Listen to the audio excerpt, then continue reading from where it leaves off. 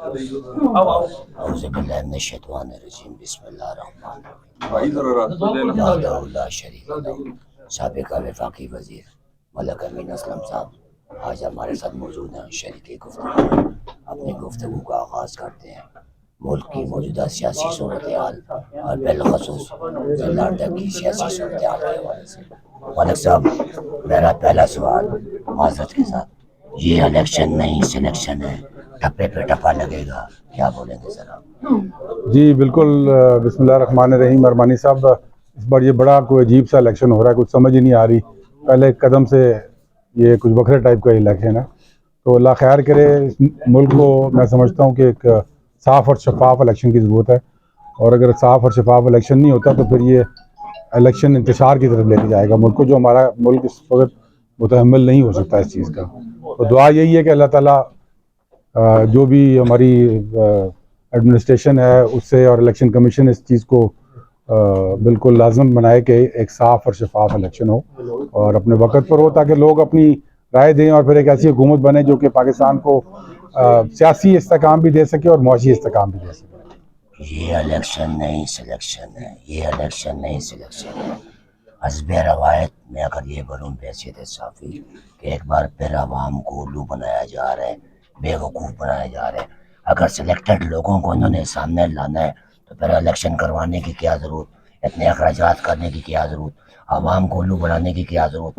من پسند لوگوں کو آپ وزیر اعظم بنا دیں، من پسند لوگوں کو آپ صدر بنا دیں، من پسند لوگوں کی کابینہ بنا دیں، عوام کو الو بنانے کی کیا ضرورت ہے سر؟ کیا بولیں گے آپ؟ جی بالکل صحیح فرما رہے ہیں آپ۔ 1983 میں ایک مجلس شورا بنائی گئی تھی جس میں انہوں نے نامینیٹ کر کے بندوں کو بٹھا دیا تھا اور جا کے بیٹھ گئے تھے اسمبلی میں۔ تو اگر تو سلیکشن کرنی تو اس طرح کا کوئی چیز سسٹم کر دیں، وہ بھی عوام نے ہضم کر لیا تھا، ابھی بھی ہضم کر لے گی عوام، لیکن عوام کو بیوقوف نہ سمجھے اور بیوقوف نہ بنائیں۔ میں آپ کی تائید کرتا ہوں اس میں۔ ملک کی لاڈلوں سے جان چھڑائیں اس ملک کی، لاڈلوں سے جان چھڑائیں اس ملک کو۔ آپ کے منہ میں شکر، آپ کے منہ میں شکر، نواز شریف بھی لاڈلا بن گیا، کیا بولیں گے آپ؟ سارے لاڈلے بن گئے جی، اپنے اپنے ٹائم پہ سب لاڈلے رہے ہوئے ہیں، اور یہاں پر جنگ یہ ہے کہ لاڈلا کون بنے گا۔ جنگ یہی ہے، لاڈلا کیا بنے گا۔ ملک کی موجودہ سیاسی صورت حال کے حوالے سے آپ کیا بولیں گے؟ آپ سابقہ وفاقی وزیر بھی رہے ہیں اور آپ کا تعلق ایک سیاسی گھرانے سے ہے، کیا بولیں گے سر آپ؟ جیسے میں نے آپ کو بتایا کہ اس وقت جو ملک کی صورتحال ہے وہ بہت ہی ایک خطرناک دہج پر کھڑی ہوئی ہے، کیونکہ ہمارا معاشی استحکام نہیں ہے اس وقت ملک میں، اور اس ملک کو جب تک معاشی استحکام نہیں ملتا اور یہاں پر کوئی چیز آگے نہیں چل سکتی۔ آپ ڈالر کا ریٹ دیکھ لیں، ابھی کچھ اللہ کا شکر ہے کہ پچھلے 5-6 مہینے میں کچھ تھوڑا سا ٹھہراوا آیا ہے، لیکن اگر یہ الیکشن ایسے الیکشن ہوتے ہیں جس کو عوام نہ مانے تو پھر یہ انتشار کی طرف جائے گا، اور ایسا الیکشن اس ملک کے لیے بالکل فائدہ مند نہیں ہوگا۔ الیکشن کی فضا چل چکی ہے، امیدواروں نے اپنے کاغذات جمع کروا دیے، کاغذات کی منظوری بھی ہو گئی، نشانات بھی الاٹ ہونے والے، امیدواروں نے اپنی کمپین بھی شروع کر دی، لیکن دوسری طرف آج سینٹ میں آپ کے بھی علم میں، میرے بھی علم میں، پی ایم ایل کی جانب سے ایک قرارداد منظور ہو گئی ہے کہ الیکشن ملتوی ہو جائیں، کیا بولیں گے سر آپ؟ میں سمجھتا ہوں کہ یہ ایسے ہتھ کنڈے نہیں کرنے چاہیے ان کو چاہیے کہ ایک الیکشن کا پروسیس سٹارٹ ہوا ہے، اس میں سے ہم سب گزر گئے ہیں، اب امیدوار سامنے آ چکے ہیں، اور الیکشن کمیشن بھی، ہماری سپریم کورٹ بھی بار بار کہہ چکی ہے کہ الیکشن ہونے چاہیے، تو الیکشن جیسے بھی کرانے ہیں انشاءاللہ 8 فروری کو کرائیں، اور کوشش کریں کہ جتنے شفاف اور صاف ہو سکتے ہیں ویسے الیکشن ہوں، اور لوگوں کی رائے سامنے آ جائے، اور اس کے بعد تھوڑا سا آپ کو ٹائم مل جائے گا کہ ایک ملک میں ایک استحکام کی کیفیت جو ہے وہ آ جائے گی۔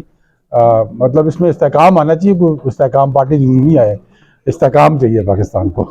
مستقبل کا وزیر اعظم کس کو دیکھ رہے ہیں آپ؟ مستقبل کا وزیر اعظم میرے خیال میں تو ایک سرپرائز ہوگا، جو لاڈلے وزیر اعظم بن کے بیٹھے میں، مجھے نہیں لگتا وہ وزیر اعظم بنیں گے۔ سر اگر میں یہ بولوں گے اگر الیکشن ہو جاتا ہے، ایک منٹ کے لیے الیکشن ہو جاتا ہے تو بحیثیت صافی میں یہ سمجھتا ہوں کہ کسی بھی پارٹی کو اکثریت نہیں ملے گی، کسی بھی پارٹی کو حکومت بنانے میں اکثریت نہیں ملے گی۔ اس حوالے سے سر آپ کیا بولیں گے؟ آپ بالکل، یہ مجھے لگتا ہے کھچڑی بننے جا رہی ہے، سیاسی کھچڑی بننے جا رہی ہے، اور اس کھچڑی میں سے کیا نکلتا ہے وہ کسی کا کوئی پتہ نہیں، کیا پڑتا پارٹ 2 نکلا ہے اس میں سے۔ کسی بھی حکومت بنانے میں، کسی بھی پارٹی کو حکومت بنانے میں، وفاقی حکومت بنانے میں پنجاب بڑا اہم کردار ادا کرتا ہے. اگر میں سیدھے صافی میں بولوں کہ اس بار PMLN پنجاب سے فارغ ہو چکی ہے.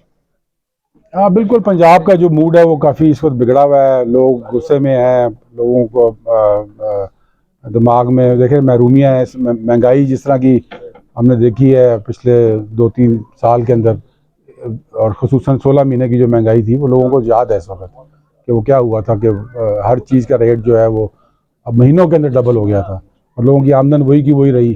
گیس اور بجلی کے اس قسم کے بل آئے تھے کہ لوگ اگر تنخواہ جو ہے وہ 30,000 ہے تو 20,000 کا گیس کا بل یا بجلی کا بل آیا ہوا تھا. پہنچ سے باہر تھا، مطلب وہ اس طرح کا تھا کہ وہ لوگ پے ہی نہیں کر سکتے تھے اس کو. تو وہ دور جو تھا وہ بڑا مشکل دور تھا لوگوں کے لیے، اور وہ لوگوں کو یاد ہے اس وقت. تو اس لیے یہ سمجھنا کہ جو لاڈلا ہے وہ صاف شفاف الیکشن میں الیکٹ بھی ہو جائے گا، مشکل کام ہے. اتحاد کی باتیں ہو رہی ہیں، تمام سیاسی جماعتوں کے رہنما ایک دوسرے کے ساتھ اتحاد کر رہے ہیں. آپ کیا سمجھتے ہیں یہ اتحاد ضروری ہے؟ اگر اتحاد ہو گیا تو جو پارٹیوں میں جو قربانیاں دینے والے امیدوار ہیں ان کو تو قربانی کا بکرا بنا دیا جائے گا. ایسے اتحاد کو آپ سر کس طرح دیکھ رہے ہیں؟ یہ اتحاد آپ کو پتہ ہے یہ مفادوں کے اتحاد ہوتے ہیں، یہ کوئی نظریات کے اتحاد نہیں ہوتے. اور نظریہ تو اس کو نظر نہیں آ رہا، کسی پارٹی کا نظریہ نظر نہیں آ رہا. جس طرح میں نے باہر بات کی ہے کہ ابھی تک اب 3 ہفتے رہ گئے، اگر یہ الیکشن 8 فروری کو ہوتے ہیں، ابھی تک تو کسی پارٹی نے کوئی منشور نہیں دیا. سب کے الیکٹ بندے، لوگ تو پارٹیوں کو جوائن کرتے ہیں منشور کے پیچھے، پروسیس تو پولیٹیکل پروسیس یہ ہوتا ہے.